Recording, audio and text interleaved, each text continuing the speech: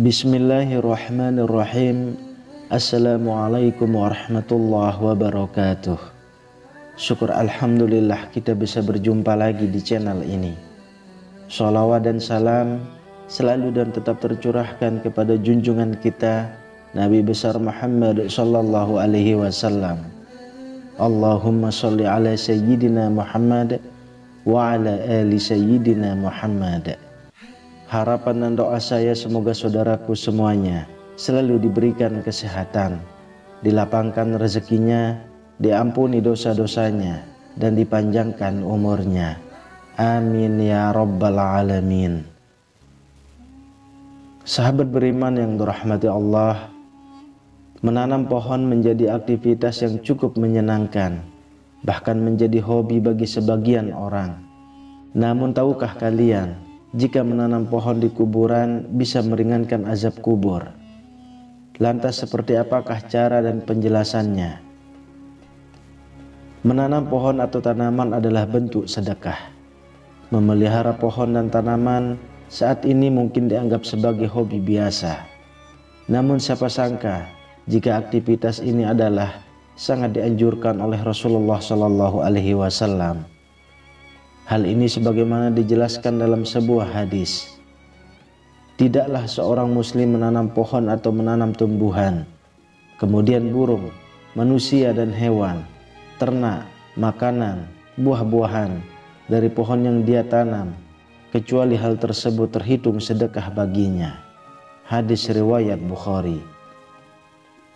Dalam riwayat Imam Muslim terdapat tambahan kalimat, dan buah-buahan yang dicuri dari pohon tersebut, dan juga tambahan, maka hal tersebut adalah sedekah baginya sampai hari kiamat. Hadis riwayat Muslim. Oleh karena itu, menanam tanaman apapun jenisnya merupakan hal yang harus dibiasakan oleh umat muslim. Lahan-lahan kosong yang ada di sekitar kita bisa diisi dengan berbagai macam tanaman. Bahkan salah satu sahabat Nabi Muhammad sallallahu alaihi wasallam yang bernama Abu Dardah juga tidak melewatkan kesempatan mengeruk pahala lewat menanam tanaman ini. Dalam sebuah riwayat diceritakan bahwa ada seorang laki-laki bertemu Abu Dardah yang sedang menanam pohon. Kemudian laki-laki itu bertanya kepada Abu Dardah, "Wahai Abu Dardah, mengapa engkau tanam pohon ini? Padahal engkau sudah tua, sedangkan pohon ini tidak akan berbuah kecuali sekian tahun lamanya." Abu Dardah menjawab, "Bukankah aku yang akan memetik pahalanya di samping untuk dimakan orang lain?" Menanam pohon di atas kuburan. Tak hanya di lahan biasa seperti kebun dan perumahan, tanaman pohon pun kerap kali kita lihat tumbuh menjulang di atas kuburan. Banyak yang berasumsi bahwa tanaman pohon tersebut bisa meringankan siksaan mayit di alam kubur. Mengubur jenazah merupakan prosesi akhir dalam mengurus jenazah. Setelah jenazah diletakkan di liang lahat dan diratakan dengan tanah, keluarga dan kerabat biasanya menaburi bunga di atas kubur jenazah tersebut. Namun ada sebagian yang menanam pohon tertentu di atas kuburnya. Mereka beranggapan bahwa pohon tersebut sebagai salah satu bentuk penghormatan kepada jenazah.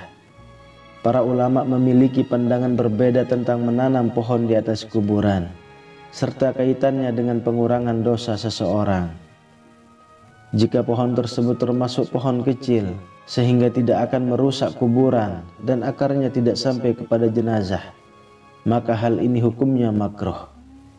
Namun jika akan merusak kuburan dan akarnya sampai pada jenazah, karena pohonnya termasuk pohon besar, maka hukumnya haram. Hal ini sebagaimana disebutkan dalam kitab Mughyatul Mustarsyidin. Habib Abdurrahman bin Muhammad bin Husain menjelaskan bahwa ketika menanam pohon di atas kuburan lalu menyiraminya, dan akar atau dahan pohon tersebut dapat mencapai mayat, maka hukumnya haram. Sementara bila tidak sampai pada mayat, maka hukumnya sangat makruh. Bahkan ada yang menyatakan hukumnya juga haram. Namun jika yang ditanam adalah pohon bunga yang memiliki dahan dan akar yang kecil, maka hukumnya sunnah. Sebagaimana Nabi Shallallahu Alaihi Wasallam pernah meletakkan dan menanam dahan pohon kurma di atas kuburan agar bisa meringankan siksa ahli kubur. Disebutkan dalam sebuah hadis, suatu ketika Rasulullah Shallallahu Alaihi Wasallam melewati dua kuburan. Kemudian beliau berkata, sesungguhnya kedua penghuni kuburan ini sedang diazab. Mereka berdua diazab bukan karena dosa besar.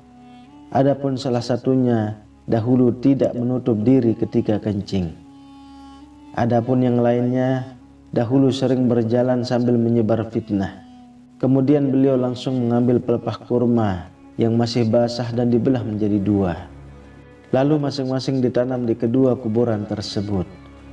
Para sahabatnya bertanya, "Wahai Rasulullah, kenapa engkau melakukan ini?" Beliau menjawab, "Mudah-mudahan ini bisa meringankan azab keduanya selama belum kering." Hadis riwayat Bukhari. Akan tetapi perlakuan Nabi Muhammad SAW ke kuburan tersebut termasuk istimewa dan langka. Sebab Rasulullah ingin menggambarkan bagaimana Allah perlihatkan kepada beliau siksaan yang dialami oleh penghuninya. Hal ini hanya khusus beliau lakukan terhadap kedua kuburan itu saja. Setelahnya Rasulullah ternyata tidak pernah melakukan perbuatan yang sama terhadap selain kedua kuburan tersebut. Pendapat yang lain juga disebutkan oleh Syekh Al-Albani dalam kitab Al-Ahkamul Jazais, bahwa ada beberapa perkara yang menguatkan bahwa meletakkan pelepah di atas kuburan merupakan kekhususan Nabi Shallallahu Alaihi Wasallam dan keringanan azab, bukan disebabkan pelepah kurma yang Rasulullah bagi dua. Syekh Al-Albani menyebutkan dalil Rasulullah Shallallahu Alaihi Wasallam bersabda, "Sesungguhnya aku melewati dua kuburan yang sedang disiksa, maka dengan syafaatku aku ingin agar azabnya diperingan dari keduanya selama dua ranting ini masih basah." Hadis riwayat Muslim. Sahabat beriman yang dirahmati Allah, demikianlah pembahasan mengenai benarkah menanam pohon di kuburan bisa meringankan azab kubur.